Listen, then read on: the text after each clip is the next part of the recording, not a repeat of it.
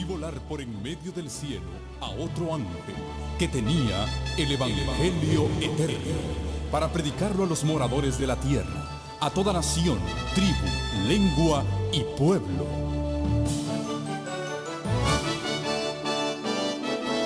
Con ustedes su programa cristiano con temas bíblicos de actualidad. Un programa que trae al mundo la verdad presente. Este es el Evangelio Eterno.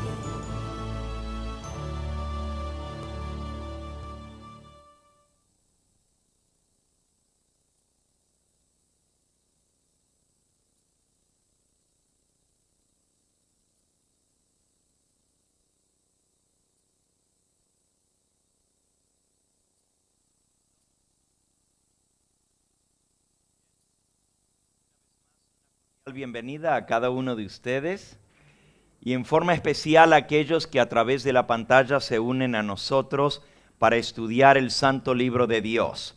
Les invito a abrir la palabra inspirada por nuestro Señor Jesucristo en el libro de Salmos, el Salmo 77. Y nos dice en el versículo 11 y 12. Hasta el 13. Me acordaré de las obras de Jah. Sí, haré yo memoria de tus maravillas antiguas. Meditaré en todas tus obras y hablaré de tus hechos. Oh Dios, santo es tu camino. ¿Qué Dios es tan grande como nuestro Dios? La expresión, oh Dios, santo es tu camino, puede ser traducida de dos maneras del hebreo al español.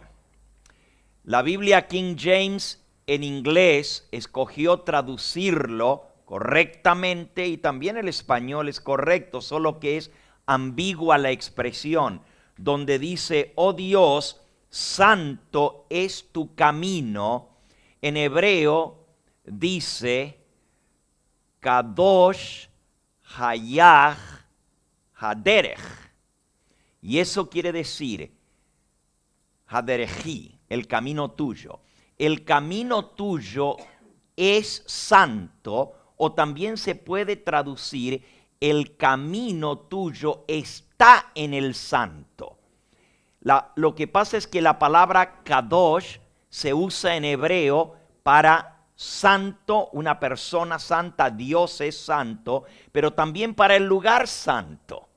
Para todo el santuario en hebreo se dice Hakadosh, el santuario o los lugares santos se traduciría. Y si queremos decir lugar santísimo, es Kadosh Kadoshim, o sea, el santo de los santos, que es lo mismo que se usa en Daniel capítulo 9, para ungir el santo de los santos, se podría traducir para ungir el lugar santísimo, como también el santo de los santos, que podría ser Cristo. Esa ambigüedad de la palabra santo que se refiere tanto como un adjetivo hacia una persona que es santa o un lugar que es santo, como un sustantivo para referirse al lugar santo, hace que la King James escogiera traducir, oh Dios, tu camino está en tu santuario. El camino de la vida, el camino a la salvación se encuentra en el santuario de Dios y obviamente ese camino es santo porque nos lleva a la santidad, nos lleva a Dios que es santo y produce la santidad en nosotros. Para alcanzar la santidad tenemos que recorrer el camino del santuario. Ayer vimos cómo en el atrio del templo conseguimos la justificación. El perdón y la justificación son una y la misma cosa y se consiguen en el atrio del templo. Ahora es interesante que el adorador, el pecador, no entraba al edificio propiamente dicho.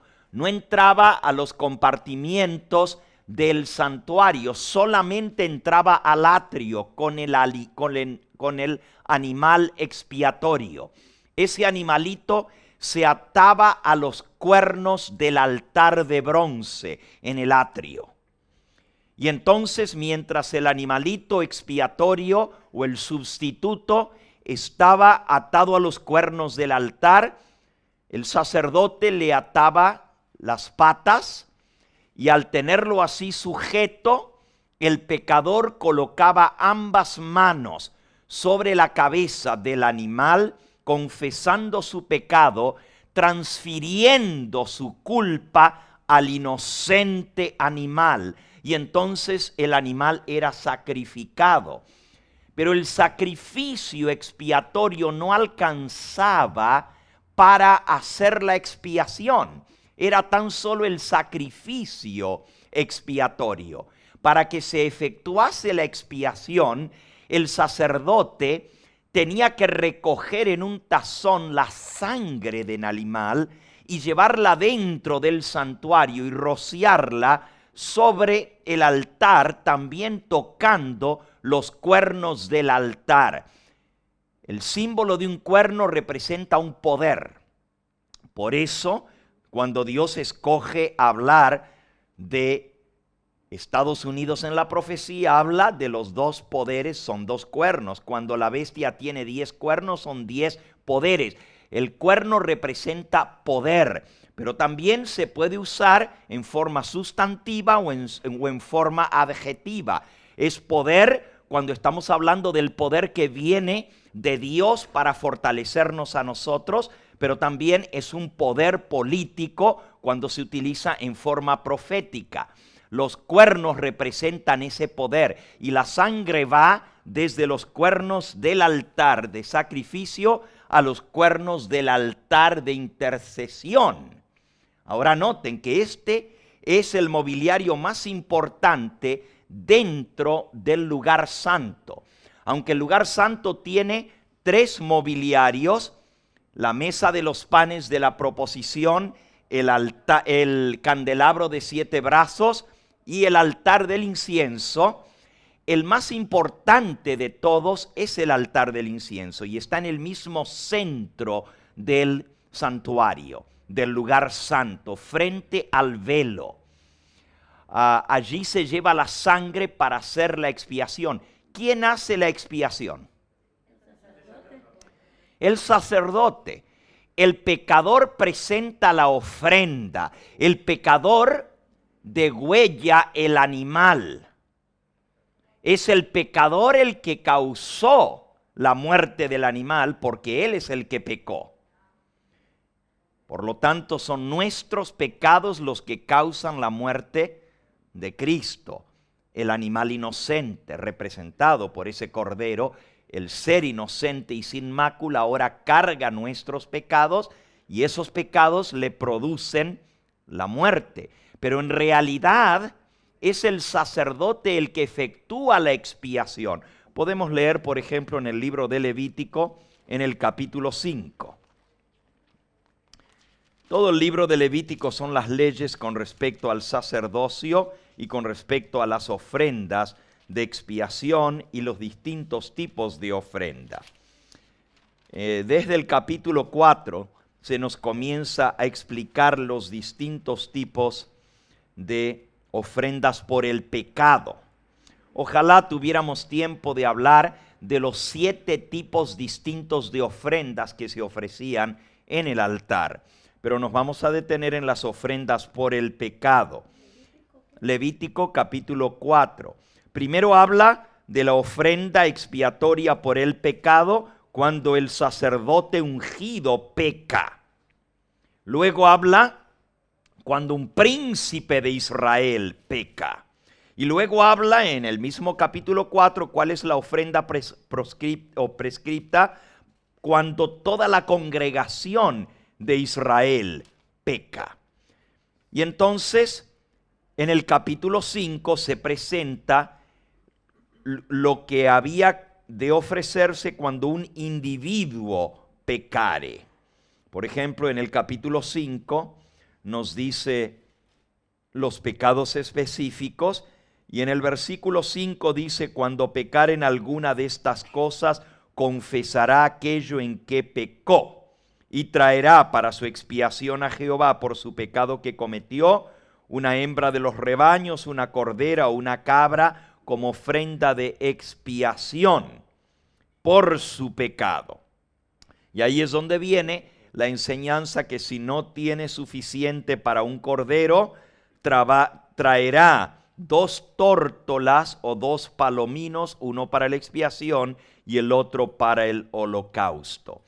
En el capítulo 5 al final entonces explica el pecado por yerro. El pastor Rosenthal estaba explicando la diferencia entre un pecado por yerro o por ignorancia y un pecado por presunción o de mano alzada. En las ofrendas expiatorias por el pecado de falta o de yerro, nos dice en el versículo 15, cuando alguna persona cometiera falta y pecare por yerro o por ignorancia en las cosas santas de Jehová, traerá por su culpa a Jehová un carnero sin defecto de los rebaños, conforme a su estimación, 6 siclos, en siclos de plata, siclos del santuario, en ofrenda por el pecado.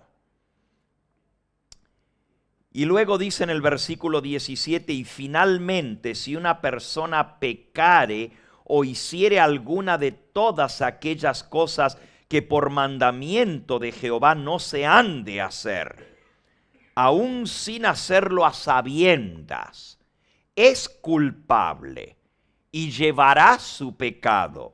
Traerá pues al sacerdote para expiación, según tú lo estimes, un carnero sin defecto de los rebaños, y el sacerdote le hará expiación por el yerro que cometió por ignorancia, y será perdonado. Así que quien hace la expiación es el sacerdote, pero la ofrenda la trae el pecador. Y dice en el capítulo 4 y en el versículo 33, y pondrá su mano sobre la cabeza de la ofrenda de expiación y la degollará por expiación en el lugar donde se degüella el holocausto. Después el sacerdote con su dedo tomará de la sangre de la expiación y la pondrá sobre los cuernos del altar del holocausto, y la derramará el resto de la sangre al pie del altar. Así que la sangre se colocaba sobre los cuernos del altar. La expiación se hacía dentro del santuario, en el lugar santo. No estaba terminado el proceso del perdón de los pecados. Si bien el pecador había descargado su culpa sobre el sustituto, no había expiación todavía hasta que esa sangre no se llevara dentro del santuario. Y aún entonces quedaba un registro del pecado en el santuario. Una vez al año se limpiaba el santuario del registro de pecado en el día de la expiación. Eso lo vamos a ver ya entre esta noche y mañana cuando entremos al lugar santísimo. Hoy nos vamos a detener en lo que es la santificación en el lugar santo. Y hay 3 elementos importantes en el santuario. Les decía que el más importante es el altar con los 4 cuernos. Yo tengo ilustrado todo esto, ojalá tuviéramos una pantalla para poder ir explicando, mostrando el mobiliario, los dibujos, las interpretaciones artísticas de estas cosas y también mostrar lo que se hacía. No tenemos esa facilidad aquí, pero todo esto lo tengo ilustrado en presentaciones en PowerPoint y es muy hermoso poderlo ver porque ¿tú tienes proyector? ¿Tienes una pantalla?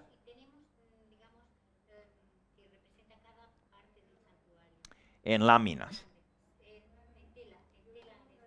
Pues lo traes mañana para poderlo compartir. Claro que sí. Volviendo al lugar santo. Hay dos cosas importantes que se hacen en el santuario, en el lugar santo. Una es la expiación por el pecado y la otra es la santificación del pecador.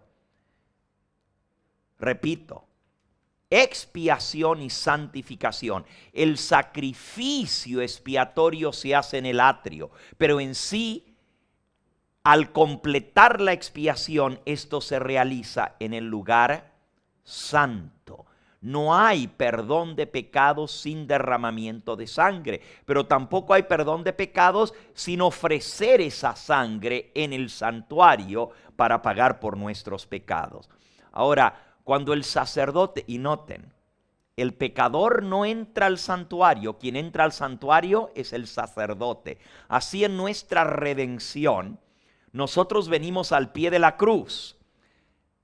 Nosotros podemos llegar hasta el atrio, pero no entramos físicamente al santuario porque entró nuestro precursor, entró nuestro representante, entró el sacerdote, Cristo Jesús, quien se presenta por nosotros ante Dios.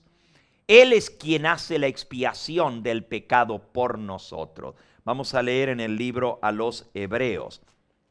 Hebreos, en el capítulo 7. En el nuevo pacto nos dice que Jesús es constituido sacerdote no según el orden de Leví, sino según el orden de Melquisedec por juramento. Y dice en el versículo 22 del capítulo 7, por tanto Jesús es hecho fiador de un mejor pacto. ¿Por qué es mejor? Porque las ofrendas son mejores. Capítulo 8 y versículo 6. Pero ahora tanto mejor ministerio es el suyo, por cuanto es mediador de un mejor pacto establecido sobre mejores promesas. Hay muchas comparaciones entre el viejo pacto y el nuevo pacto. El viejo pacto tenía un santuario terrenal, el nuevo pacto tiene un santuario celestial. Hebreos 9:1. Ahora bien, aún el primer pacto tenía ordenanzas de culto y un santuario terrenal. El nuevo pacto tiene un santuario celestial. Hebreos 9:23. Fue pues necesario que las figuras de las cosas celestiales fuesen purificadas así, pero las cosas celestiales mismas con mejores sacrificios que estos, porque no entró Cristo en el santuario hecho de mano, figura del verdadero, sino en el cielo mismo para presentarse ahora por nosotros ante Dios. Así como el sacerdote humano se presentaba en el santuario ante Dios con la sangre del sacrificio expiatorio, así Cristo asciende a los cielos y se presenta ahora por nosotros ante Dios, y no sin sangre. Capítulo 9, versículo 11.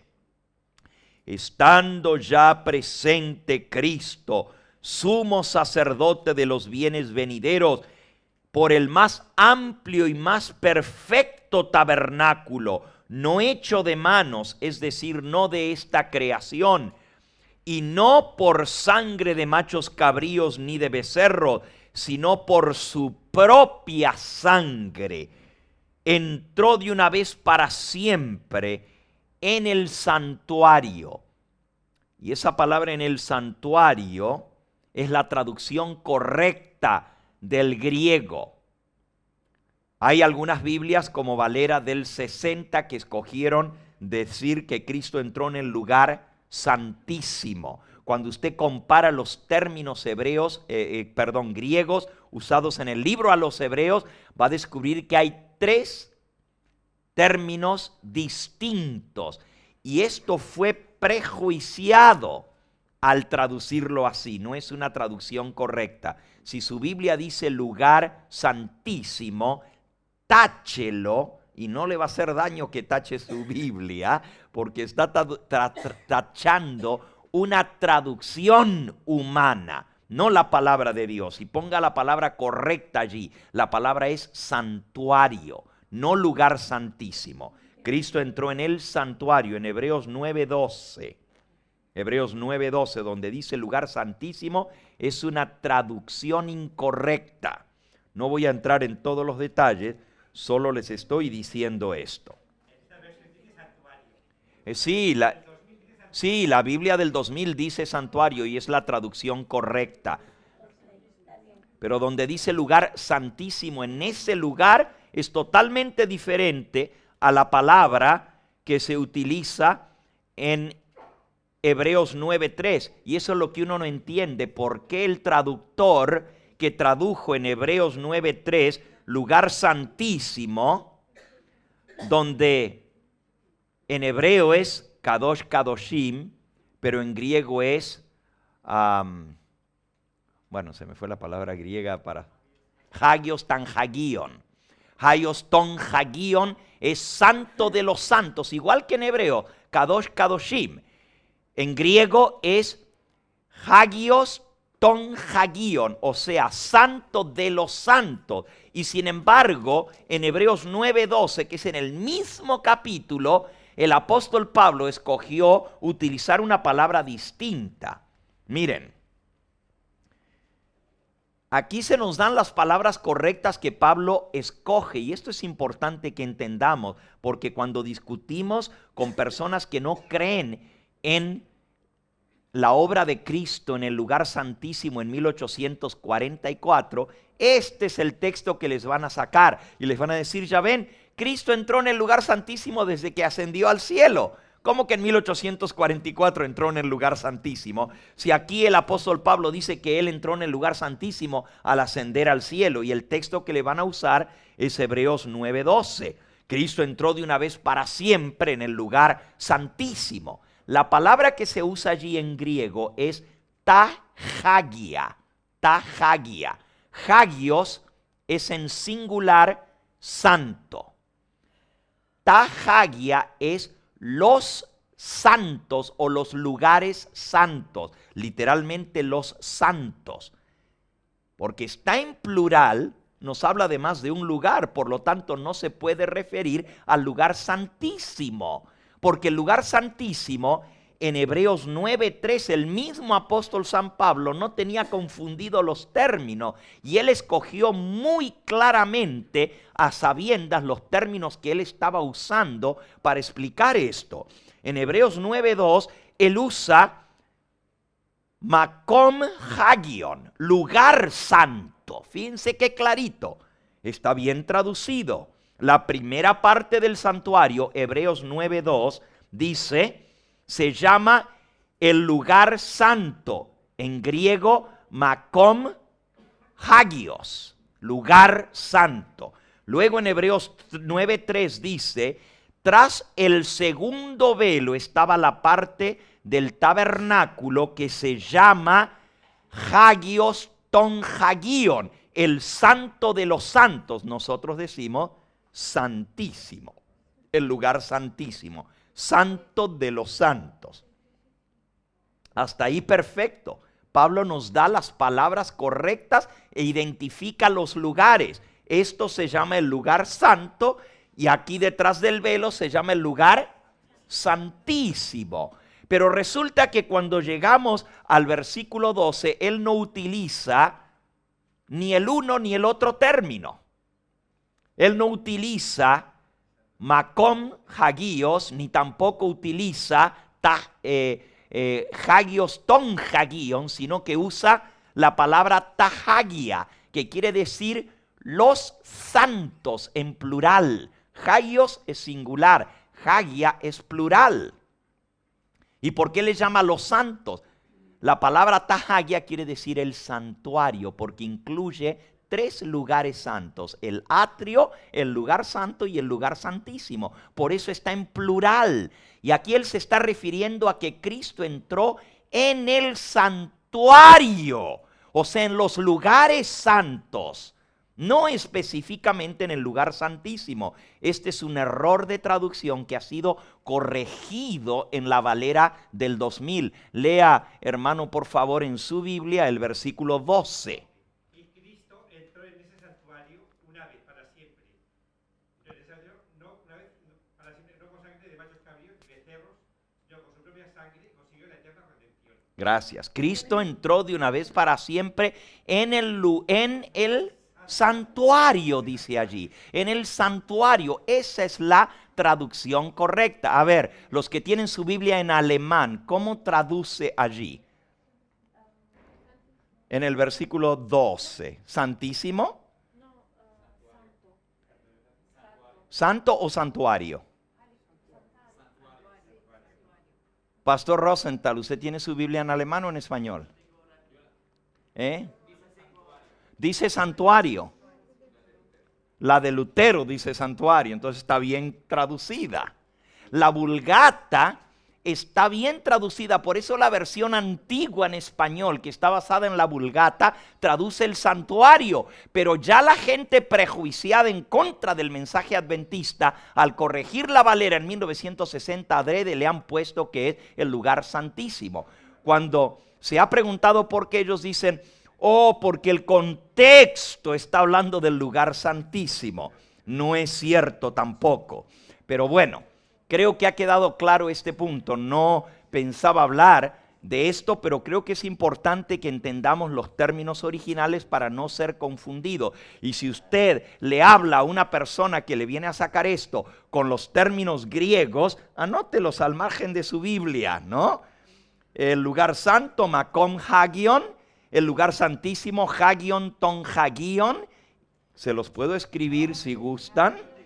Aunque no sepan griego, los podemos escribir. Santuario se dice Ta Hagia.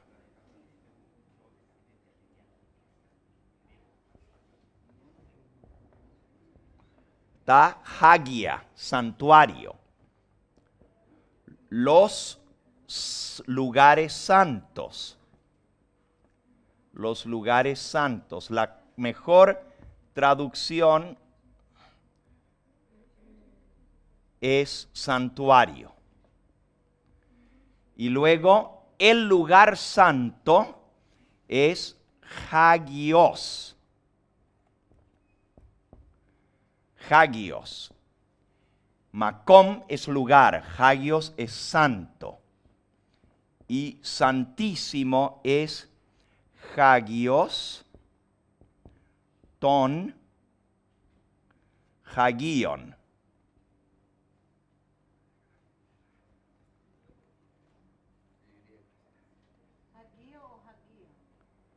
Hagion.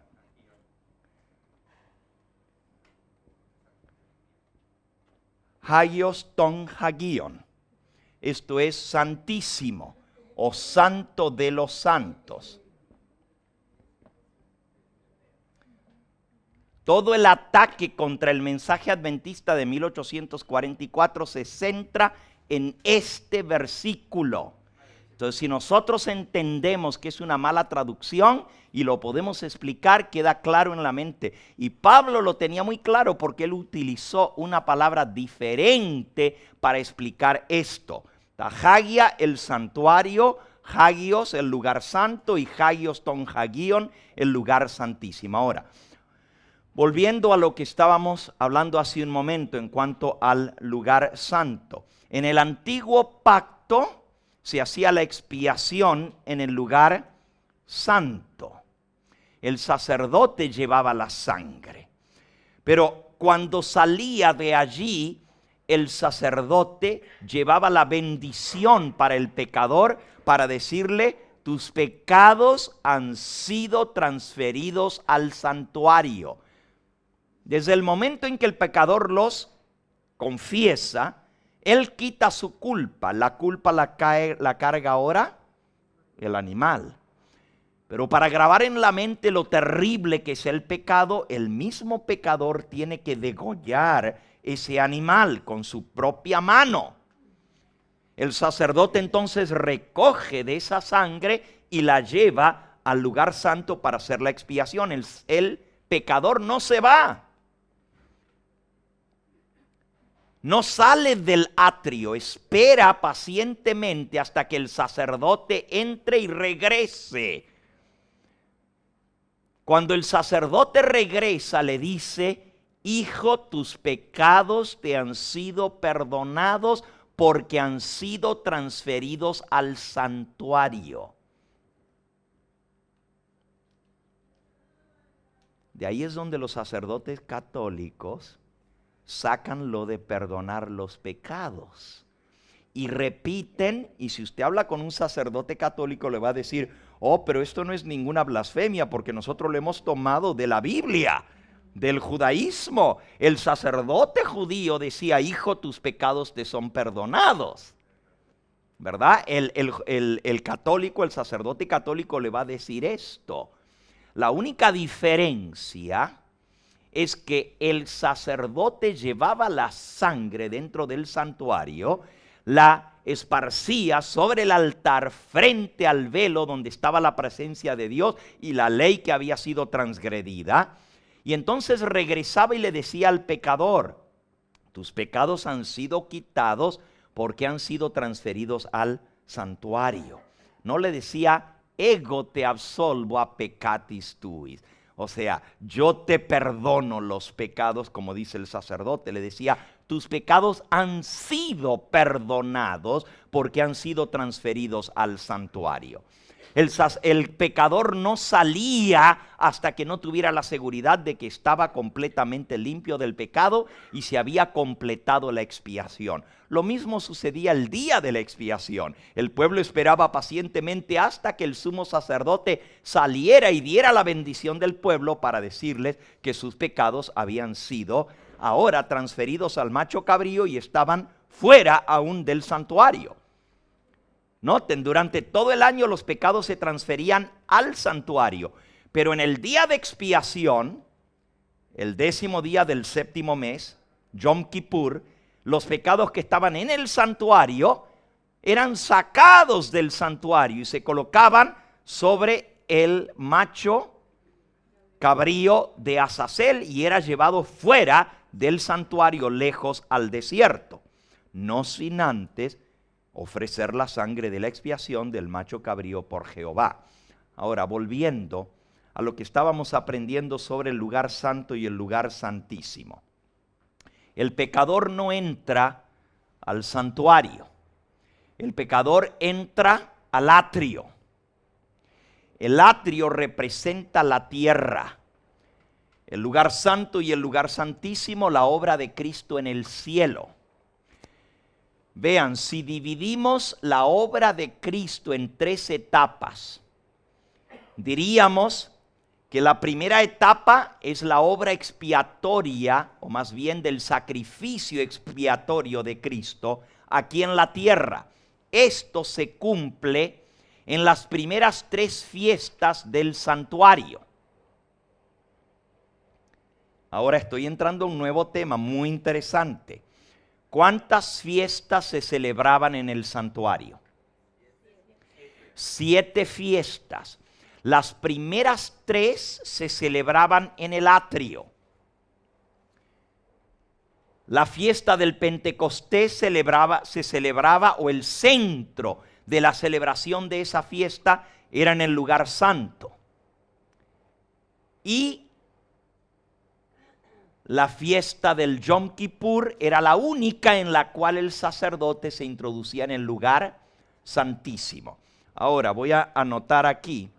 Estos marcadores son bastante delgaditos. Yo creo que no los alcanzan a leer desde atrás, ¿verdad?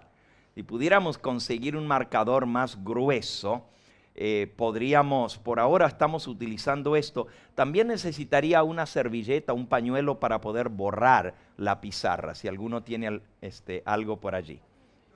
¿Por qué no dejan momentánea esto escrito para oírlo copiar?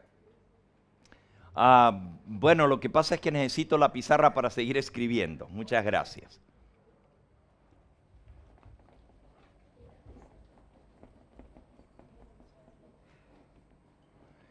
vamos a ver las 3 obras del ministerio de Cristo. Ok, si yo dibujo el santuario tal cual como está allí, este es el atrio. Gracias. A ver si estos son más gruesos. Es un poco más grueso, sí. Es un poquito más grueso. Muchas gracias. Muy bien. Aquí tenemos el atrio. Y entonces aquí vamos a poner el edificio propiamente dicho. Aquí está el primer velo y aquí está el segundo velo. Este es el lugar santo y este es el lugar santísimo, doblemente santo, 2 S, ¿ok? Y aquí está el atrio, aquí está el altar del sacrificio y aquí está el lavacro en el atrio, ¿ok? Ahora, dividiendo el ministerio de Cristo en las 3 etapas. La primera etapa es el ministerio de Cristo aquí en la tierra, cuando Él vino a vivir y a morir por nosotros. Este ministerio de Cristo podríamos resumirlo con la palabra sacrificio expiatorio. Sacrificio expiatorio. O simplemente la palabra justificación.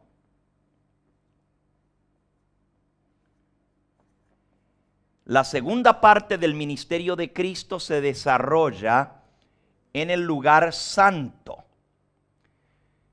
Y esto es desde su ascensión al cielo hasta el año 1844. Este sería el ministerio en el lugar santo. Y en el lugar santísimo es la última parte de su obra en la redención y es en el lugar santísimo, desde 1844 en adelante.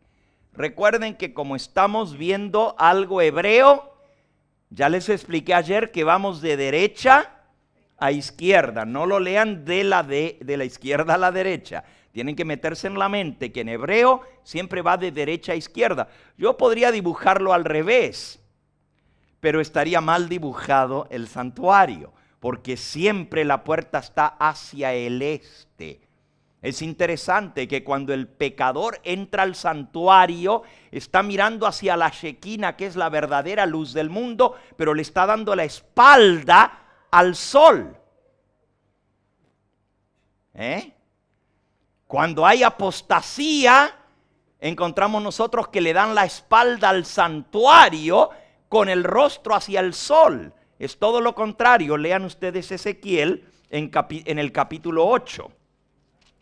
La apostasía es darle la espalda al santuario y mirar hacia el lado del sol. Dice el versículo 15 de Ezequiel 8, 15 y 16. Luego me dijo: ¿no ves, hijo de hombre? Vuélvete aún y verás abominaciones mayores que hacen esto.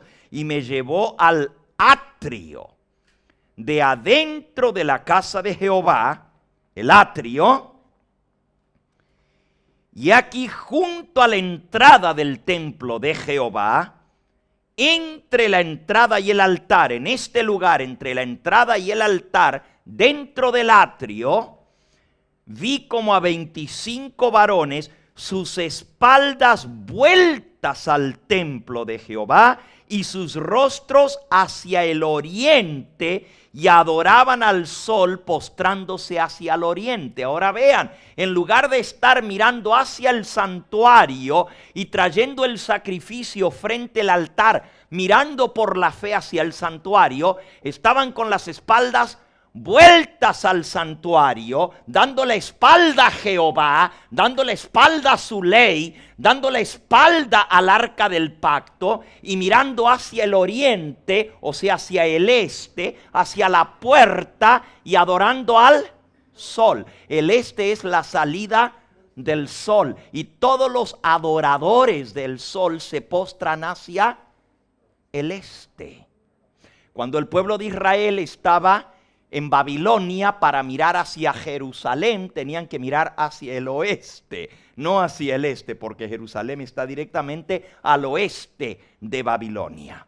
Siempre la mirada es hacia el santuario, hacia el lugar donde está Dios. Ahora, volviendo, en el lugar santo se realiza la santificación, o sea, la limpieza del pecado. Fíjense, el sacrificio expiatorio se realiza en el atrio, pero la limpieza del pecado se realiza en el lugar santo.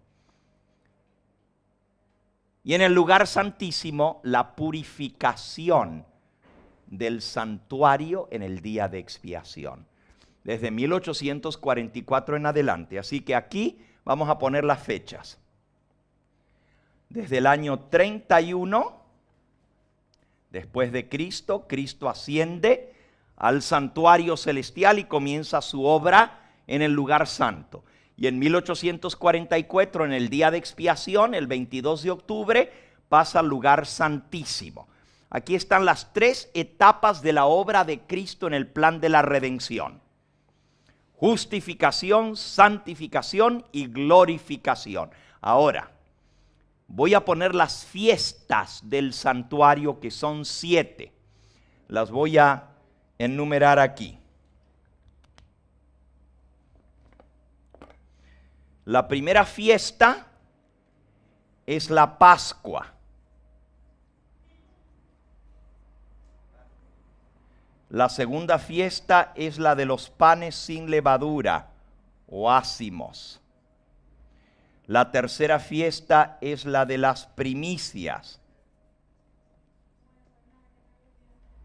Esto lo pueden leer en Levítico capítulo 23. Levítico 23. La Pascua, los ácimos y las primicias. Estas tres fiestas se celebran en el primer mes. La Pascua a los 14 del mes, la fiesta de los ácimos desde el 15 al 21, y voy a poner aquí la fecha a un costado. Levítico 23 está tomado esto en detalle. 14 de Nisán, ácimos del 15 al 21 y primicias el 16 de Nisán, el día después del primer día de los panes sin levadura, el segundo día de los panes sin levadura.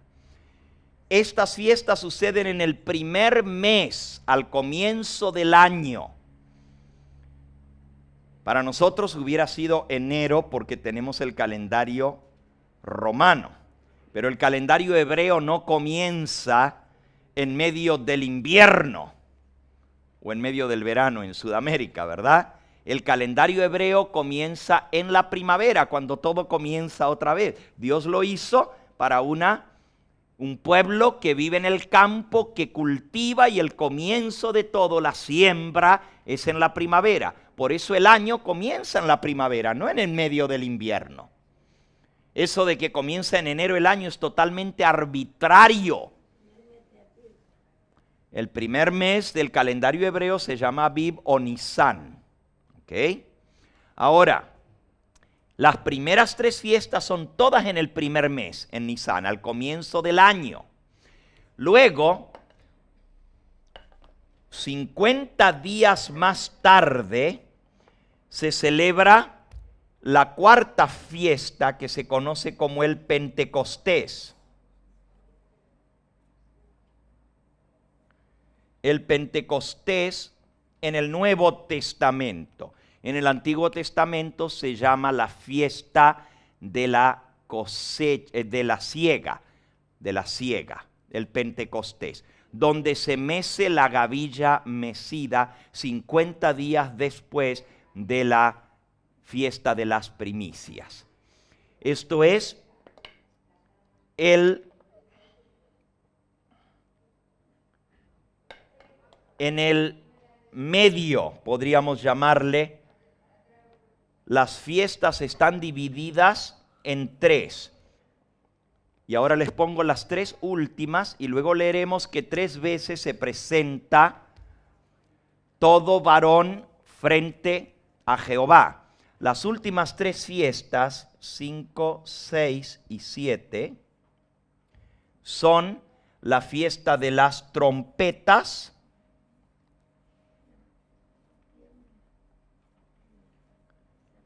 o también se le llama el Rosh Hashanah, que quiere decir el comienzo o la cabeza del año civil, anuncia el comienzo del año civil, Rosh Hashanah, pero en realidad en la Biblia se le llama trompeta. Los judíos hoy en día le llaman Rosh Hashanah, que es el comienzo del año civil, no del año religioso. Tienen 2 calendarios. Cuando fueron a Babilonia, aprendieron el calendario babilónico y entonces aplicaron, hasta le cambiaron los nombres a los meses. Por eso los meses tienen 2 nombres, en hebreo Abib y en arameo Nisan, o al revés, más bien en hebreo Nisan y en arameo Abib.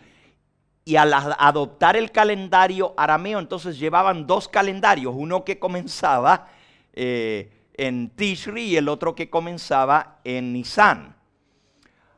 Volviendo, la 6ª fiesta es la más conocida y la más importante de todas, que es la fiesta del Yom Kippur, o el día de expiación.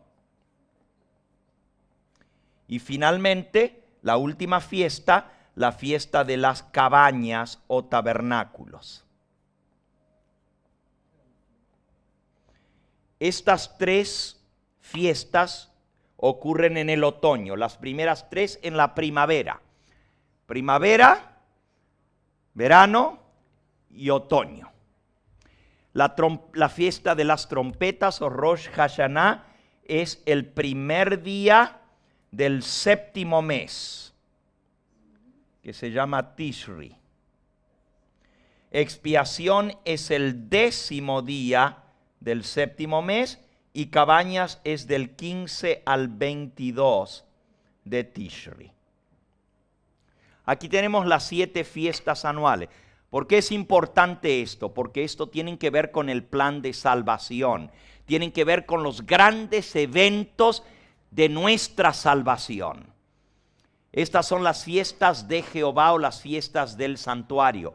Hay 2 palabras para fiesta en hebreo.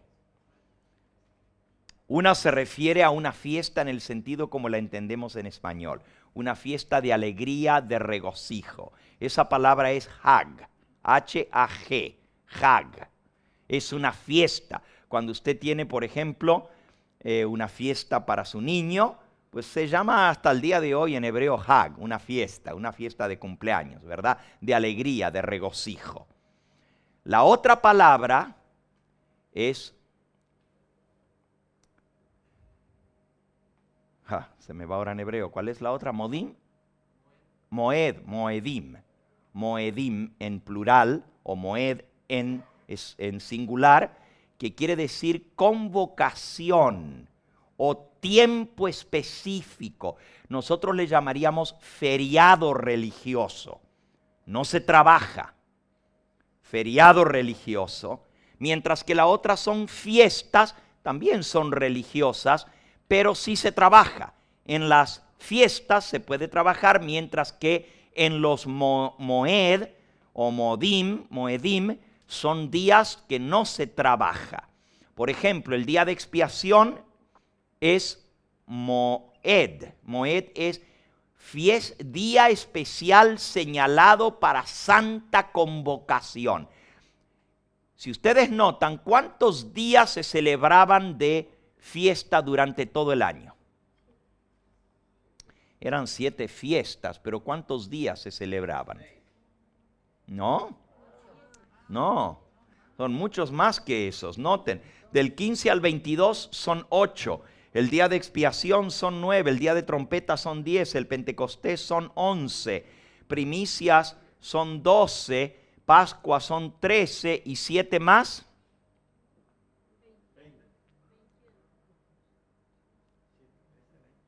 7 y 13 son 20.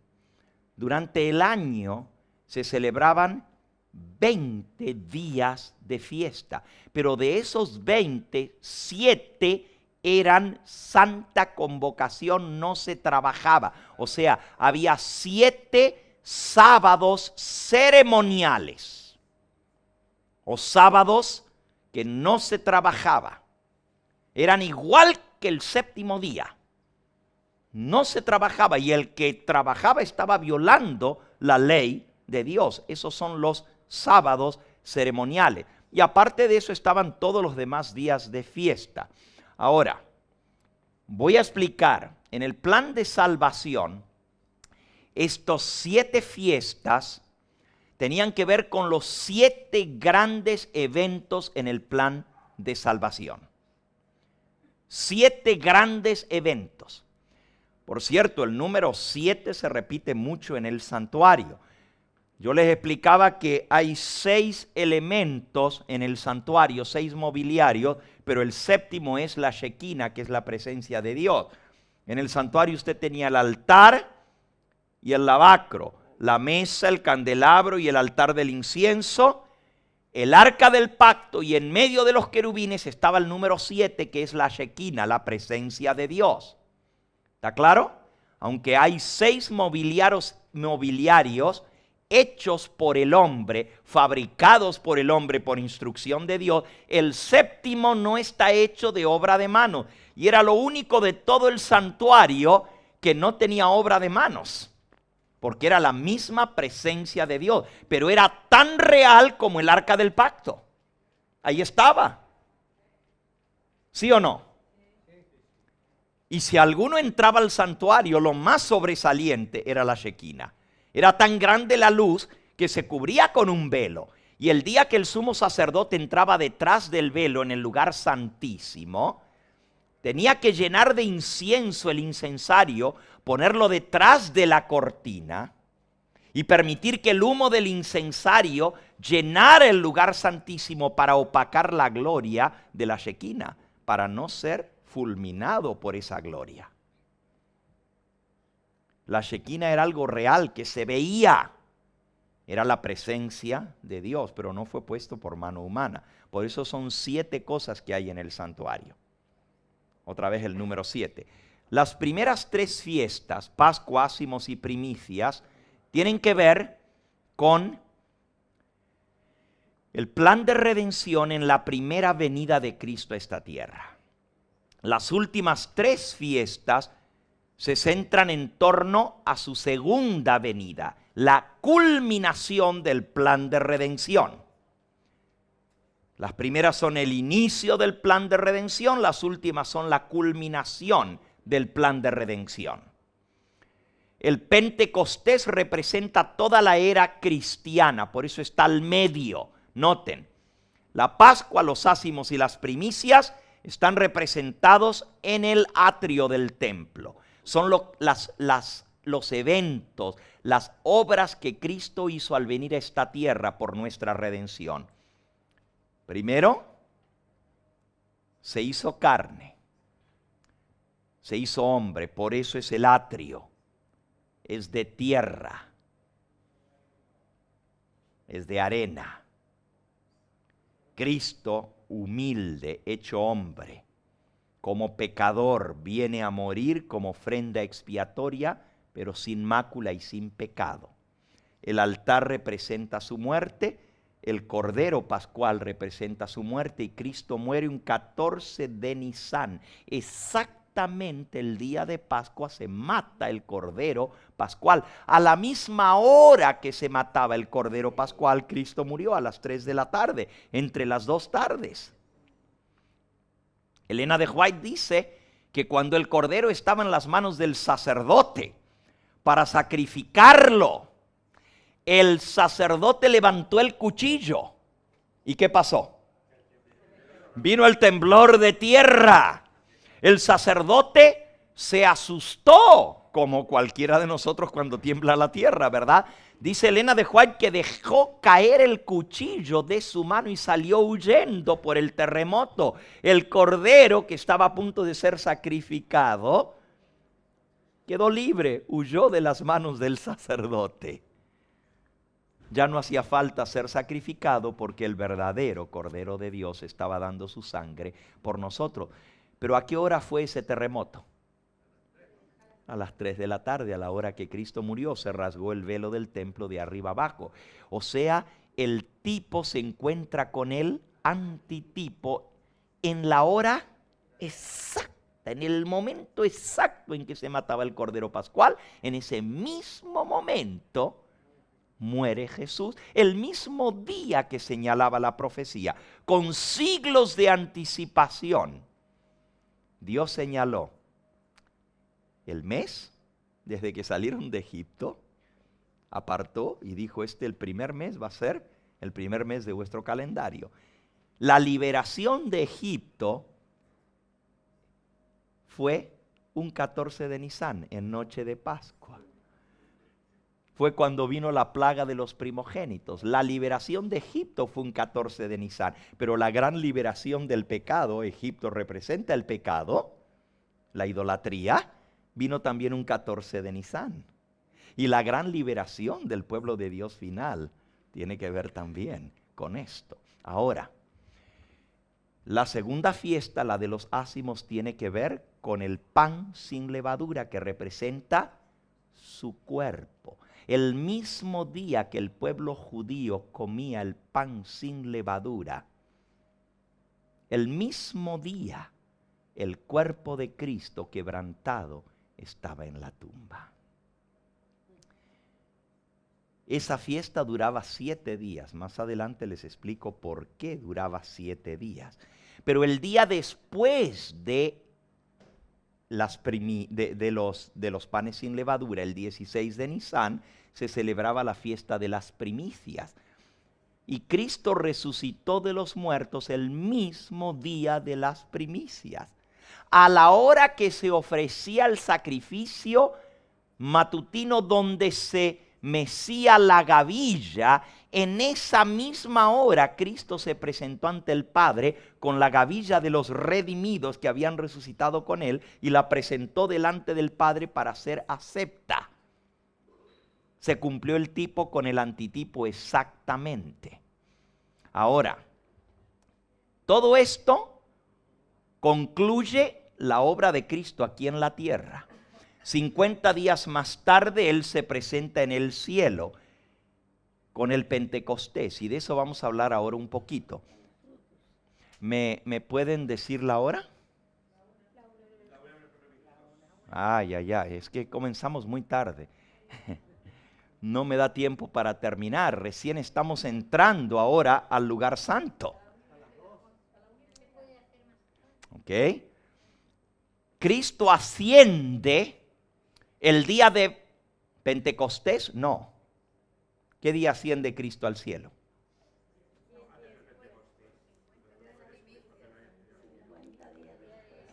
Después de su resurrección, ¿cuántos días más estuvo aquí en la tierra? Vamos a leerlo. ¿Ok? En el libro de Hechos, en el capítulo 1 nos dice: después de haber padecido, versículo 3, se presentó vivo con muchas pruebas indubitables, apareciéndoseles durante 40 días y hablándoles acerca del reino de Dios. 40 días después. Quiere decir que desde su resurrección, que sucedió el día de las primicias, 40 días más Él está en esta tierra y luego asciende al cielo.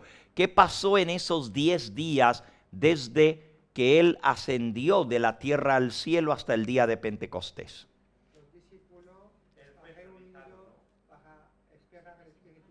Perfecto, los discípulos estuvieron unidos. Lo que pasa es que nuestra vista debe estar fija en el santuario, no aquí en la tierra. Usted tiene su vista en lo que está pasando en la tierra, pero el el corito dice, fija tus ojos en Cristo, no los quites de Él. Fija tus ojos en Cristo. ¿Qué está pasando con Cristo durante esos 10 días desde su ascensión al cielo? No, todavía no. Todavía no ha entrado al santuario. En el día de Pentecostés va a entrar al santuario. ¿Qué hace Cristo el día de Pentecostés? Entre los 10 días que Ah. los discípulos, Ah. de 40 a 50, fue presentado al Padre, recibe su aprobación y su coronado. Su aprobación la recibe al ascender el mismo día de la resurrección. No fue 40 días más tarde. Cuando Él ascendió, recibió del Padre de que su sacrificio había sido acepto y presentó la gavilla mecida del día de las primicias. Él dijo, Padre, si aceptas mi sacrificio, acepta también a esto. Si leemos en Levítico capítulo 23 sobre la fiesta de las primicias, dice, versículo 10, habla a los hijos de Israel y diles, cuando hayáis entrado en la tierra que yo os doy y seguéis su mies, traeréis al sacerdote una gavilla por primicia de los primeros frutos de vuestra siega, y el sacerdote mecerá la gavilla delante de Jehová para que seáis aceptos. El día siguiente del sábado la mecerá. Así que la gavilla mecida era para que fuesen aceptos delante de Dios. La aceptación del sacrificio fue el día de las primicias, no el día de Pentecostés. Aunque el día de Pentecostés también hay otra cosa que tiene que ser acepta.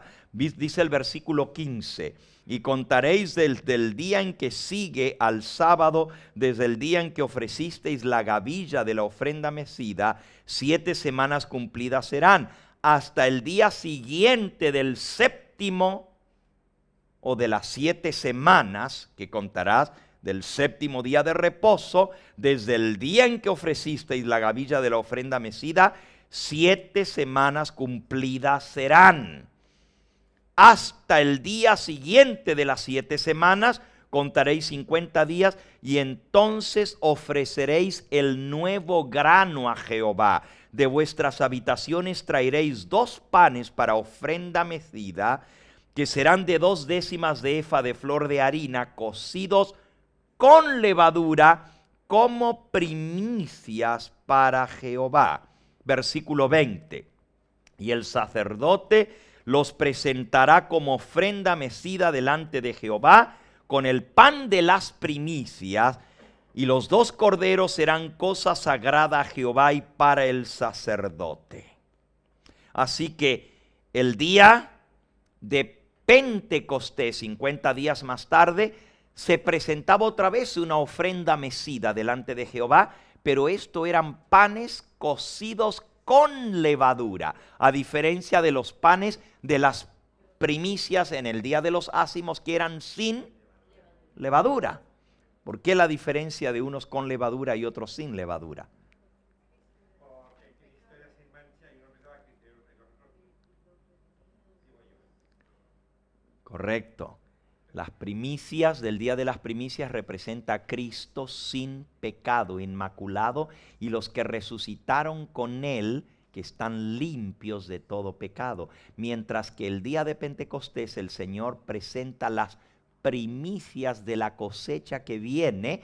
Ese día presentó 3,000 que fueron bautizados para que sean aceptos delante del Padre, pero todos eran con levadura porque tenían el pecado en su vida. No así los que resucitaron con Él, que resucitaron inmortales, purificados igual que Cristo con un cuerpo inmortal. No había pecado en ellos. Por eso la ofrenda mecida el día de las primicias es sin levadura, mientras que la ofrenda mecida el día de las primicias del Pentecostés es con levadura. Esa es la diferencia. Ahora, veamos lo que pasa el día de Pentecostés y esos 10 días entre que Cristo asciende al cielo, finalmente entra en el santuario para ser instituido como sumo pontífice. Les hago una pregunta. ¿Qué pasó, comenzando ahora desde atrás para adelante? ¿Qué pasó el día de Pentecostés?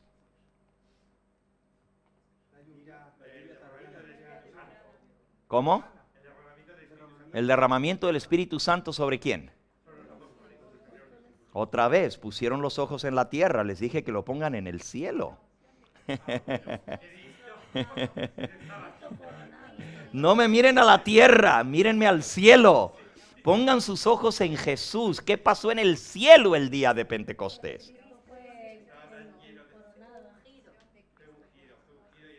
Ah, fue ungido. ¿Cómo qué fue ungido?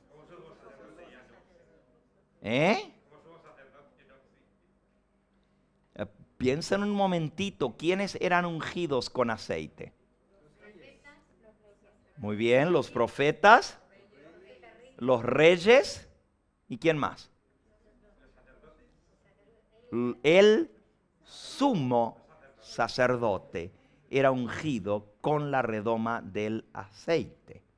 Ahora, para entender lo que pasó esos 10 días en el cielo, tenemos que ir al santuario. Recuerden que el camino de Dios está en el santuario. No podemos entender nada del plan de salvación si no vamos a lo que Dios nos mostró que es el santuario. Para entender el plan de redención tenemos que ir al santuario. Ahí se concentra todo el plan de redención. Y si queremos saber lo que pasó, tenemos que ir al santuario. Antes de que el sumo pontífice comenzara a oficiar en el santuario, y antes que el santuario comenzara a funcionar en el pueblo de Israel, hubo que hacer 2 cosas. En primer lugar, hubo que ungir el santuario. Y también había que ungir al pontífice del santuario. Podemos leer de esto en el libro de Levítico, en el capítulo 8. Levítico capítulo 8. Habló Jehová a Moisés diciendo: toma a Aarón y a sus hijos con él, y las vestiduras, y el aceite de la unción, el becerro de la expiación, los 2 carneros y el canastillo de los panes sin levadura. Y reúnete a toda la congregación a la puerta del tabernáculo de reunión. Hizo pues Moisés como Jehová le mandó, y se reunió a la congregación a la puerta del tabernáculo de reunión. Todo esto todavía sucede a la puerta, todavía no se ha entrado al lugar santo. Recién después del ungimiento puede entrar el sacerdote al lugar santo. Y dijo Moisés a la congregación: esto es lo que Jehová ha mandado hacer. Entonces Moisés hizo acercarse a Aarón y a sus hijos y los lavó con agua. Y puso sobre él la túnica y le ciñó con el cinto. Le vistió después el manto, le puso sobre él el éfod, lo ciñó con el cinto del éfod y lo ajustó con él. Luego le puso encima el pectoral y puso dentro del mismo los urim y tumim. Después puso la mitra sobre su cabeza y sobre la mitra en la frente puso la lámina de oro, la diadema santa. Diadema quiere decir corona, como Jehová había mandado a Moisés. Y tomó Moisés el aceite de la unción y ungió el tabernáculo y todas las cosas que estaban en él, y las santificó. Y roció de él sobre el altar 7 veces, y ungió el altar y todos los utensilios, y la fuente y su base para santificarlo. Y derramó del aceite de la unción sobre la cabeza de Aarón, y lo ungió para santificarlo.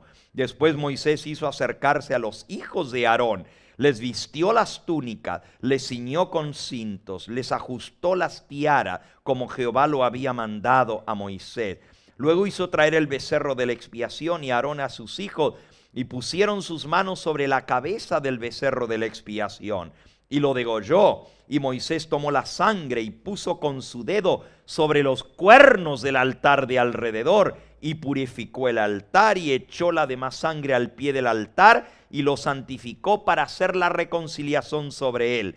Después tomó la grosura que estaba sobre los intestinos, la grosura del hígado, los riñones, la grosura de ellos, y los hizo arder Moisés sobre el altar. Todo esto es símbolo de purificación. Quemar la grosura es quitar el pecado. Y después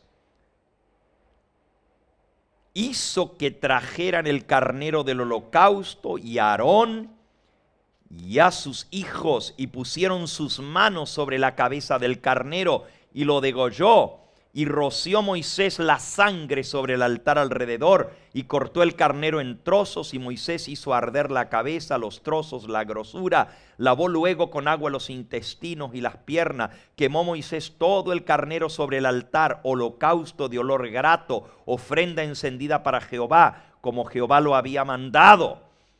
Ojalá yo tuviera tiempo de entrar en los detalles de todo este ritual antes de que Aarón pudiera comenzar a oficiar en el santuario. Todo esto es símbolo de purificación. Ahora, no solamente Aarón es ungido, ¿quiénes más son santificados? Sus hijos. Versículo 24. Hizo acercarse luego los hijos de Aarón y puso Moisés de la sangre sobre el lóbulo de sus orejas derechas, sobre los pulgares de sus manos derechas y sobre los pulgares de sus pies derechos, y roció Moisés la sangre sobre el altar alrededor. Esta es la santificación de los que van a fungir como sacerdotes. Se les unge y se les mancha con sangre el lóbulo derecho, el pulgar de la mano derecha y el pulgar del pie derecho. Y luego limpian toda la grosura, y del canastillo de los panes sin levadura que estaba delante de Jehová, tomó una torta sin levadura y una torta de pan de aceite y una de hojaldre, y lo puso con la grosura y con la espaldilla derecha.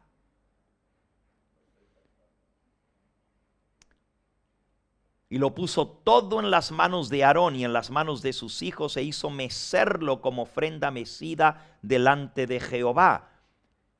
La espaldilla es esta parte de aquí. Se tenía que mecer delante del altar. Hermanos, todo esto es significativo.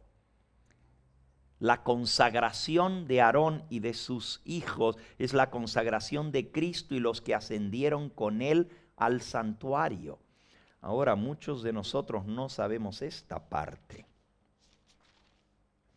Miren lo que dicen los ancianos que están en el templo con Cristo actualmente. Apocalipsis capítulo 5 y versículo 9. Apocalipsis 5, 9. Está hablando de los 24 ancianos que se postraron delante del Cordero. Todos tenían arpas, eso es en el 8, y copas de oro llenas de incienso, que son las oraciones de los santos. Y cantaban un nuevo cántico diciendo: digno eres de tomar el libro y de abrir sus sellos, porque tú fuiste inmolado y con tu sangre nos has redimido para Dios de todo linaje y lengua y pueblo y nación, y nos has hecho para nuestro Dios reyes y sacerdotes, y reinaremos sobre la tierra, o sobre los que están en la tierra. Cuando Cristo ascendió al cielo, ascendió con una multitud que resucitó con él, y estos también fueron ungidos en el cielo como sacerdotes y reyes para Dios. Cristo no ministra solo en el santuario. Lo pueden leer también en el capítulo 1 y en el versículo 5 y 6. Apocalipsis 1, 5 y 6. al que nos amó y nos lavó de nuestros pecados con su sangre, y nos hizo reyes y sacerdotes para Dios su Padre. A Él sea la gloria y el imperio por los siglos de los siglos. Amén. Estos que ascendieron con Cristo fueron hechos reyes y sacerdotes. Lean por favor Apocalipsis capítulo 8 ahora.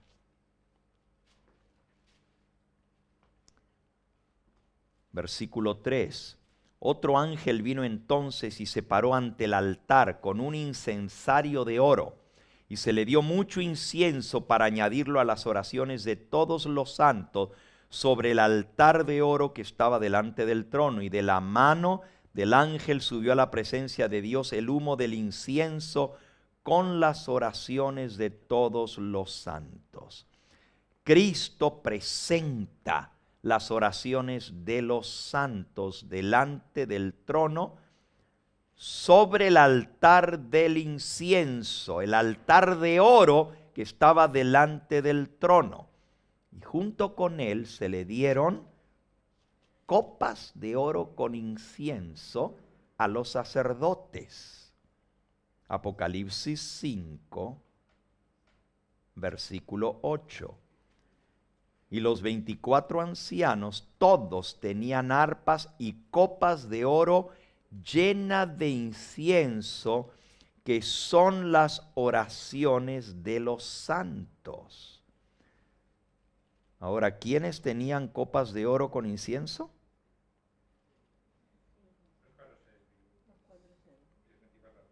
¿Ah?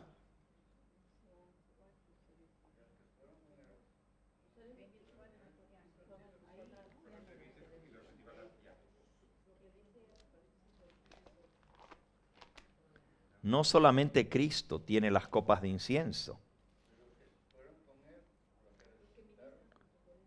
Uh-huh.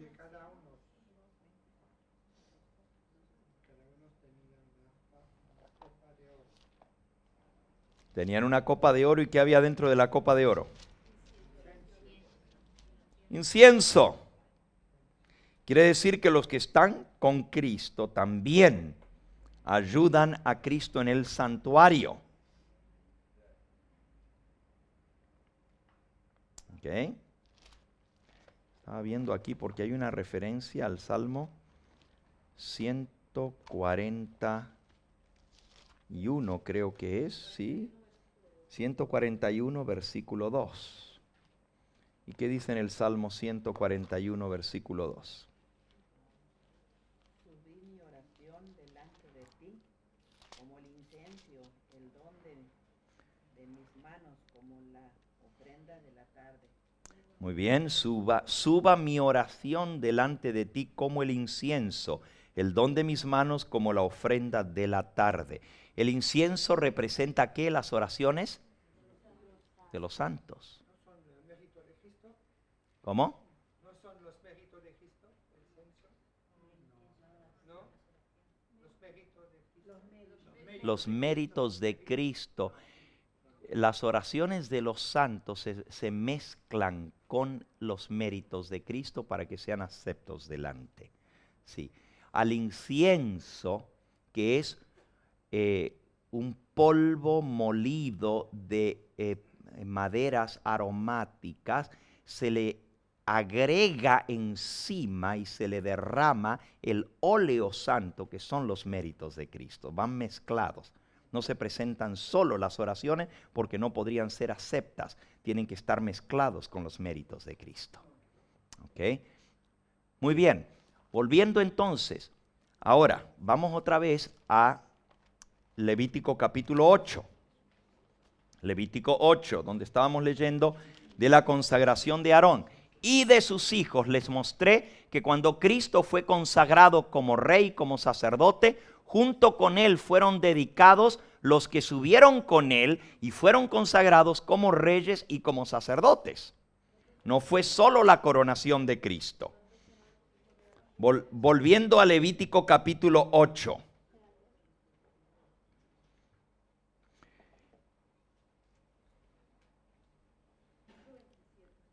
Estábamos en terminamos en el 27. Miren en el versículo 29, tomó Moisés el pecho y lo meció, ofrenda mecida delante de Jehová. Esto es algo muy hermoso, cómo se levantaba de aquí, de atrás, y se mecía el pecho. Se consagraba el lóbulo, las manos, los pies, y se presentaba el pecho delante como ofrenda mecida.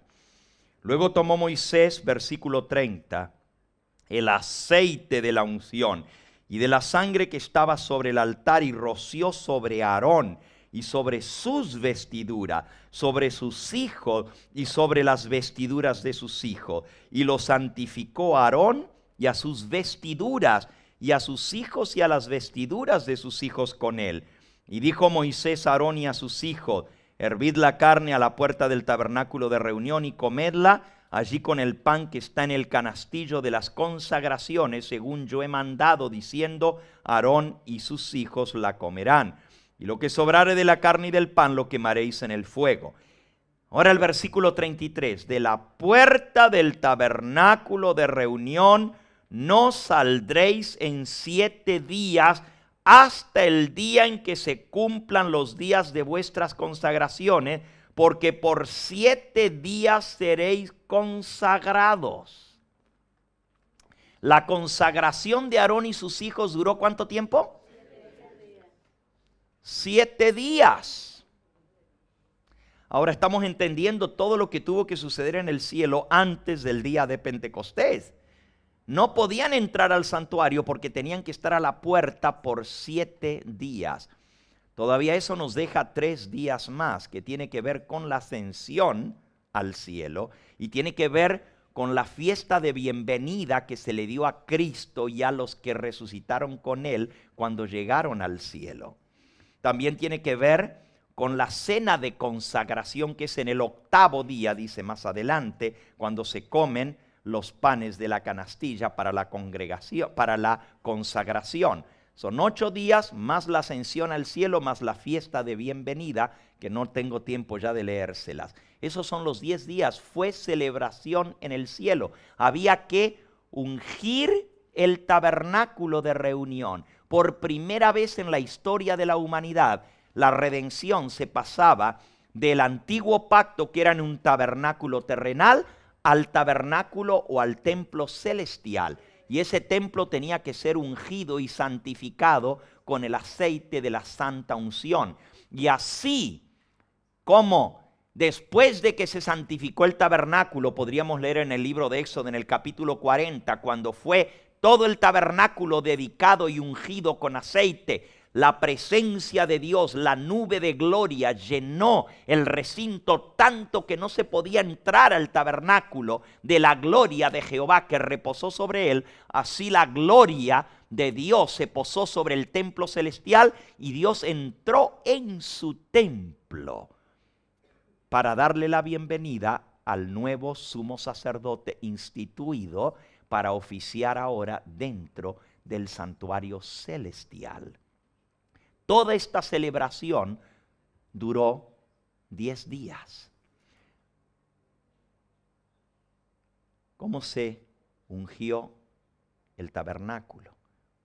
Si ustedes leen, se ungió el altar, se ungió el lavacro, se ungió el candelabro, se ungió la mesa de los panes, se ungió el altar del incienso y también el lugar santísimo. Y luego se ungió a Aarón y se ungió a sus hijos. Cuando Cristo ascendió, él llevó consigo a sus hijos. Lo pueden leer en el libro de Hebreos, en el capítulo 2. Hebreos capítulo 2. Dice en el versículo 6, pero alguien testificó en cierto lugar diciendo: ¿qué es el hombre para que te acuerdes de él? ¿O el hijo del hombre para que lo tomes en cuenta? Le hiciste un poco menor que los ángeles, lo coronaste de gloria y de honra, le pusiste sobre todas las obras de tus manos, todo lo sujetaste bajo sus pies. porque en cuanto le sujetó todas las cosas, nada dejó que no le sea sujeto a él. Pero todavía no vemos que todas las cosas le sean sujetas. Pero vemos a aquel que fue hecho un poco menor que a los ángeles, a Jesús, coronado de gloria y de honra, a causa del padecimiento de la muerte, para que por la gracia de Dios gustara la muerte por todos. Porque convenía a aquel por cuya causa son todas las cosas, y por quien todas las cosas subsisten, que habiendo de llevar muchos hijos a la gloria. Escuchen esa expresión, habiendo de llevar muchos hijos a la gloria, perfeccionase por aflicciones al autor de la salvación de ellos.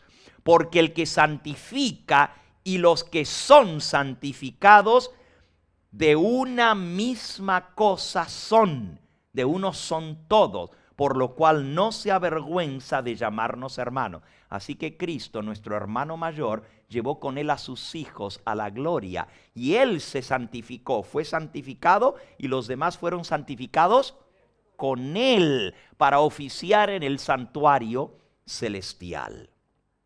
Al final de esa celebración, entonces Cristo es instituido como sumo sacerdote. Y lo último de toda la celebración es cuando se le coloca la corona, la diadema, y se derrama sobre él el aceite de la unción. Eso fue el día de Pentecostés. Y podemos leer de eso en el Salmo 133, cómo era ungido el sumo sacerdote. Salmo 133. Mirad cuán bueno y cuán delicioso es habitar los hermanos juntos en armonía. ¿A qué les suena ese versículo? Hay algo que les tiene que sonar inmediatamente cuando ustedes leen que están los hermanos juntos, unánimes, en armonía. ¿Cuándo pasó eso? El día de Pentecostés, Hechos 2:1, estaban todos juntos, unánimes, en armonía. Mirad cuán bueno es que los hermanos estén juntos en armonía.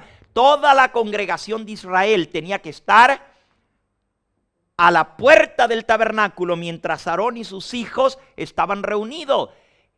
La congregación de Israel aquí en la tierra, no el Israel según la carne, sino el Israel espiritual, los 120 reunidos en el tabernáculo. Esa era la congregación de Israel que estaba a la puerta del tabernáculo, esperando el servicio de unción y de ungimiento de Cristo y de los que ascendieron con él. Esos 10 días, desde que Cristo ascendió hasta que el Espíritu Santo fue derramado, estuvieron juntos, unánimes, a la puerta del tabernáculo de reunión, esperando la bendición. Cristo les dijo: quedaos en Jerusalén, hasta que yo envíe de mi Padre la promesa que oísteis que habéis de recibir.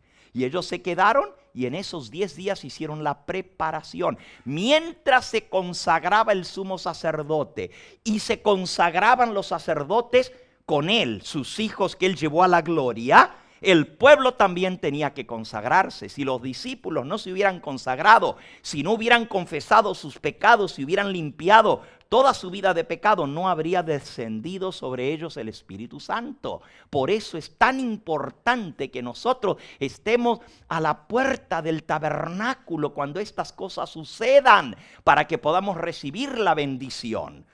Los discípulos estaban juntos, unánime. Sigan leyendo. Es como el buen óleo, Salmo 133:2. ¿Qué quiere decir la palabra óleo? Aceite de unción. Es como el buen óleo sobre la cabeza, el cual desciende sobre la barba de Aarón. ¿Quién es Aarón? El sumo sacerdote.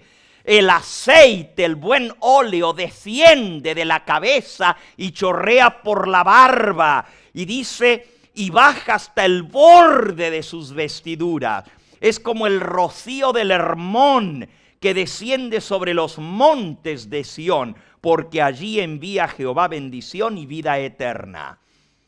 ¿De qué cosa es símbolo el rocío? Ya lo vimos con el pastor Rosenthal. ¿De qué es símbolo? Del Espíritu Santo. ¿De qué es símbolo el aceite de la unción? ¿Y qué fue derramado el día de Pentecostés?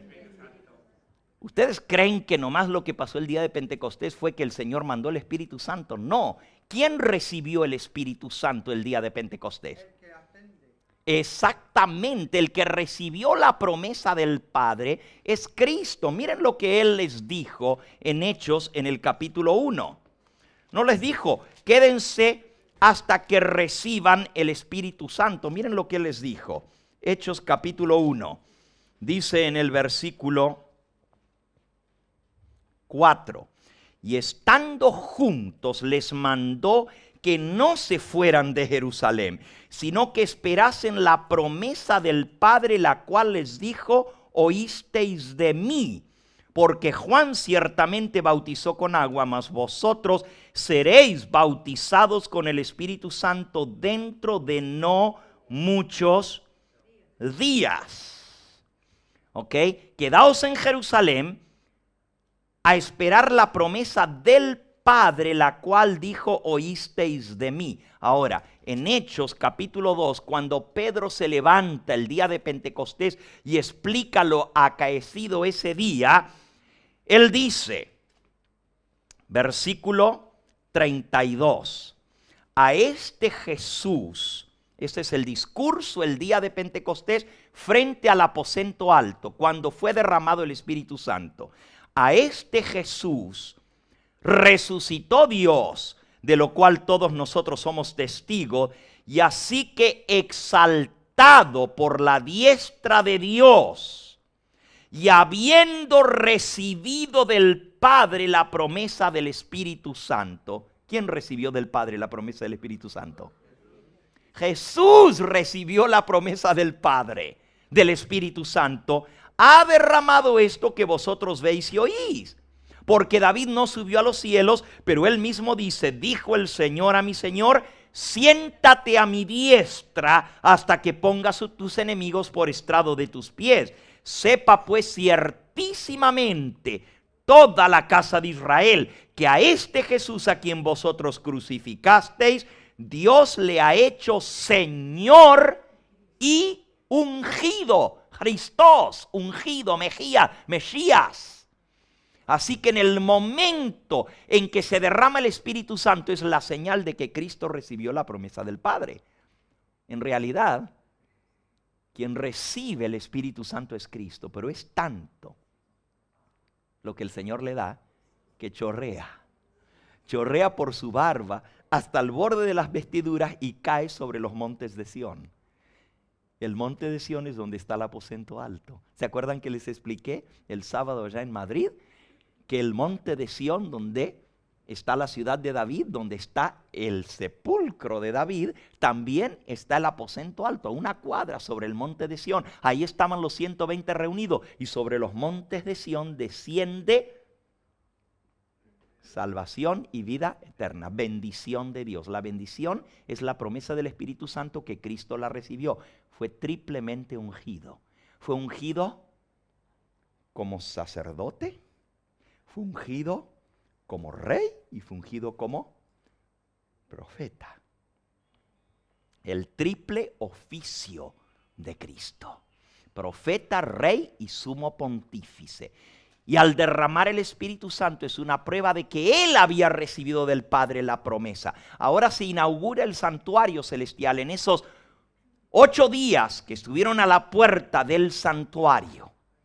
En esos 8 días que Cristo no pudo entrar al tabernáculo hasta que fue ungido todo el tabernáculo y todos los utensilios, finalmente Él entra. La gloria de Jehová se posa sobre el tabernáculo. La gloria, y Cristo entra en esa gloria a sentarse a la diestra del Padre y es coronado a la diestra del Padre como Rey y su ungido, su Cristo.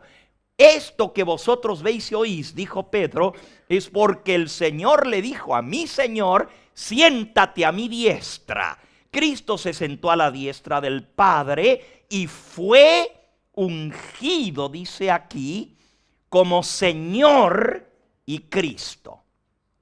En Pentecostés se inaugura el santuario con la presentación de 3,000 nuevos conversos que fueron bautizados ese mismo día. Mucho trabajo el primer día que se inauguró el santuario. Y no solamente esos 3,000, el Señor Jesús tuvo que presentar la ofrenda suya y su sangre por todos los del antiguo pacto. Todos los del antiguo pacto tenían que ahora ser ratificados con su sangre.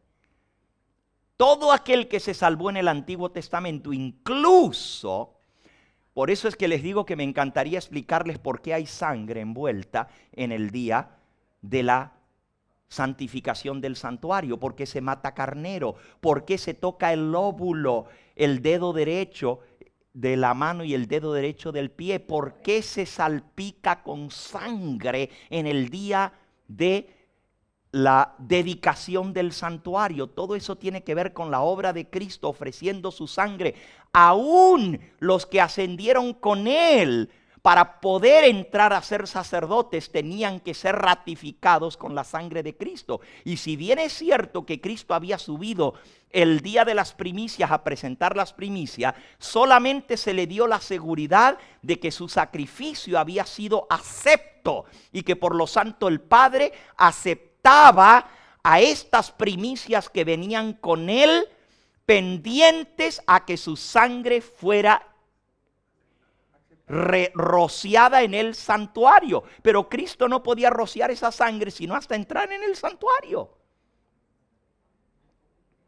¿Estamos entendiendo? Recién la expiación se hacía en el santuario. Por lo tanto, todos aquellos que fueron salvos desde Abel, Abel fue uno de los que resucitó. Ya los vi que levantaron los ojos. Juan el Bautista fue el último que vivió en la tierra que resucitó. Y Abel fue el primero que resucitó de los que habían vivido en esta tierra. ¿Y cómo lo sé? Would you like the proof? ¿Quieren la prueba? No tengo el libro aquí, pero en esta noche se las doy.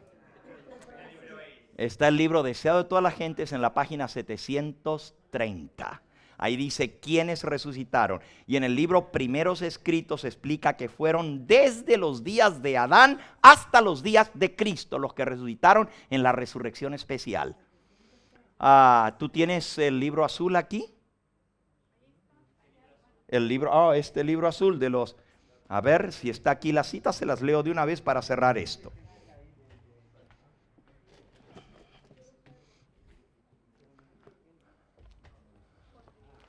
Ay, esto se cae.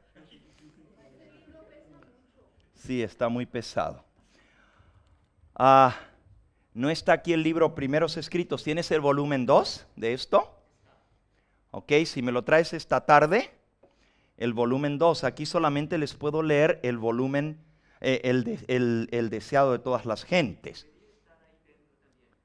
Aquí adentro no, en este tomo. Primeros Escritos, claro que está aquí. Ahora mismo se los leo. Vamos a ver, 10:39. Y vamos a descifrar esto de una sola vez. Ok, aquí está, Primeros Escritos. Ahora les voy a dar la página, me dan un momentito. Aquí viene la resurrección de Cristo. En la página de Primeros Escritos, 100. Es que aquí es más difícil buscarlo, pero ya se los doy. Aquí está, 184, página 184 de Primeros Escritos. Dice así: cuando Jesús, pendiente de la cruz, exclamó: consumado es, las peñas se hendieron, tembló la tierra y se abrieron muchas tumbas. ¿Qué día se abrieron? El viernes, con el terremoto de la muerte de Cristo. Al resurgir el triunfante de la muerte y del sepulcro, mientras la tierra temblaba y se tambaleaba, otro terremoto en la resurrección, mientras la tierra temblaba y se tambaleaba y los fulgores del cielo brillaban sobre el sagrado lugar, muchos justos muertos obedientes a su llamamiento salieron de los sepulcros como testigos de que Jesús había resucitado. Eran santos escogidos de todas las épocas, desde la creación hasta los días de Cristo. Ahí dice que fueron santos escogidos desde la creación hasta los días de Cristo. Ahora, si eran escogidos, no son todos los santos, cuidado. Porque algunos dicen, no, pues todos los que se salvaron en el Antiguo Testamento ya están en el cielo. Fueron santos escogidos desde la creación, o sea, tenemos que ir al Edén prácticamente. Desde el mismo comienzo hubo algunos que resucitaron hasta los días de Cristo. Ahora, ¿quiénes eran? Dice aquí, los que salieron de los sepulcros cuando resucitó Jesús y se aparecieron a muchos, diciéndoles que Jesús ya había cumplido el sacrificio expiatorio por el hombre y que Jesús, a quien los judíos crucificaron, había resucitado de los muertos, y en comprobación de sus palabras declaraban: nosotros fuimos resucitados con él. Atestiguaban que por el formidable poder de Jesús ellos habían salido de los sepulcros.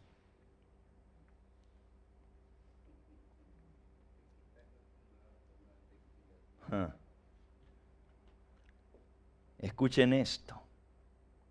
Los resucitados diferían en estatura y aspecto. Diferían en estatura y aspecto. Algunos eran mucho más altos y de noble continente que otros. Se me informó que los habitantes de la tierra habían ido degenerando con el tiempo, perdiendo fuerza y donaire. Satanás tenía el dominio de las enfermedades y la muerte, y en cada época los efectos de la maldición se habían hecho más visible y más evidente el poderío de Satanás. Los que habían vivido en los días antes del diluvio parecían ángeles por su gallardía y aspecto, pero los que de cada generación sucesiva habían resultado más débiles, más sujetos a las enfermedades y de vida más corta, se miraban mucho más bajos que los de la generación antediluviana. Así que los que resucitaron había de antes del diluvio y había hasta los días de Cristo. Ahora, ¿quiénes eran? Yo les dije que era Abel y yo les dije que era Juan el Bautista. ¿Qué prueba tengo? Ahora les doy la página. Página 730 del deseado de todas las gentes. Aquí lo voy a buscar. 730. A ver. La letrita es chiquitita, pero creo que la voy a poder ver. 680, 728, 730. Aquí está. Cristo resucitó de los muertos como primicias de aquellos que dormían. Estaba representado por la gavilla agitada. Primicias. Aquí está. Todos los grandes eventos del plan de salvación están en el santuario. Y si queremos entender esto, tenemos que ir al santuario. Cristo resucita el día de las primicias. El mismo día en que el sacerdote mecía la gavilla agitada, ocurre la resurrección de Cristo. Cristo se presenta ante el Padre a la misma hora que el sacerdote mece la gavilla en el sacrificio matutino, a las 9 de la mañana. A esa hora estaba Cristo en el cielo presentándose ante el Padre.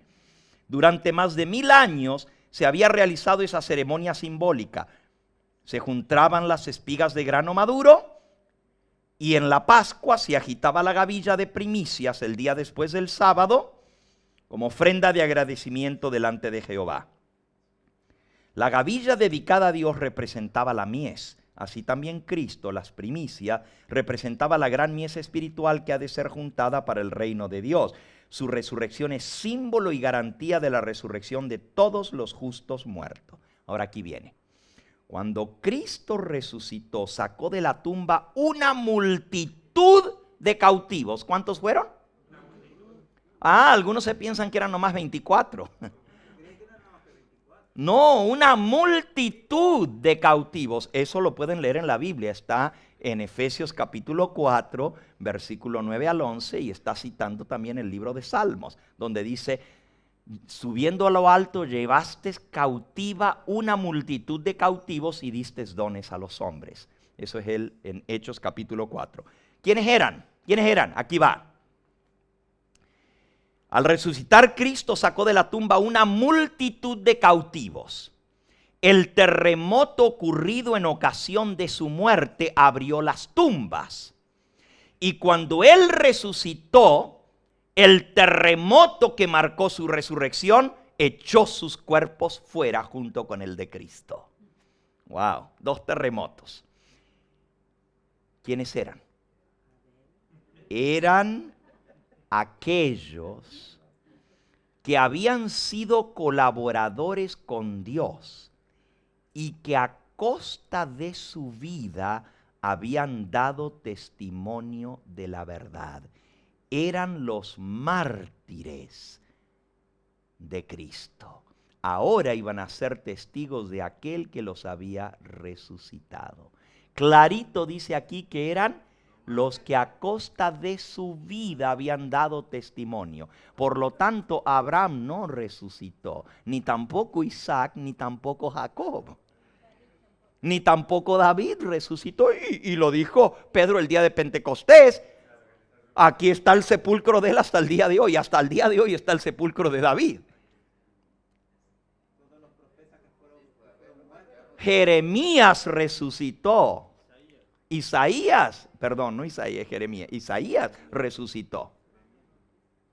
Todos aquellos que murieron como mártires. El primer mártir fue ¿quién? No, hermana, los apóstoles todavía no se morían, no podían resucitar. El único mártir del Nuevo Testamento, con excepción de los niños de Belén, fue Juan el Bautista. No se menciona otro mártir en la época de Cristo en el Nuevo Testamento. No, Esteban fue después de la resurrección de Cristo. Esteban fue 3 años y medio después de que Cristo resucitó y es el primer mártir cristiano. Esteban todavía espera la resurrección al final, en la venida de Cristo. El primer mártir fue Abel. Por eso les dije, desde Abel hasta Juan el Bautista. ¿Entienden por qué ahora les dije esto? Aquí está clarito, fueron los mártires los que resucitaron y por toda la eternidad van a llevar un cordón grana en torno a sus vestiduras, mostrando que fueron mártires por el Señor. Y hay algo especial también, porque en este tiempo del fin también va a haber una resurrección especial. Eso lo vamos a ver más adelante.